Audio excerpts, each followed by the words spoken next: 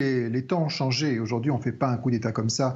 Par ailleurs, vous avez bien fait de le souligner dans le reportage, l'Union africaine est partie en croisade, si j'ose dire, contre le nouveau pouvoir putschiste. Il faut savoir que l'Union africaine joue un rôle très important dans la prévention des coups d'État en Afrique. C'était le vrai malheur des pays africains durant les dernières décennies. À cela, il faut ajouter que le Niger est un partenaire clé de la France, puisque vous avez parlé de la France dans votre question, dans la lutte notamment contre les groupes djihadistes dans le Sahel.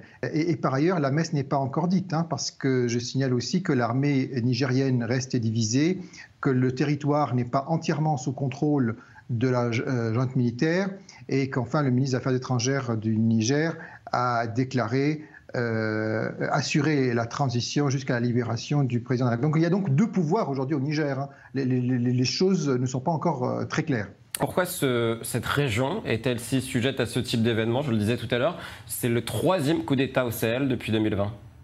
La précarité des États africains, la faiblesse de l'institution sécuritaire face à des tendances miliciennes fortes, dont d'ailleurs les groupes islamistes, ça s'inscrit là-dedans. Les groupes islamistes sont souvent soutenus par des agents, des acteurs, des renseignements intérieurs de ces pays.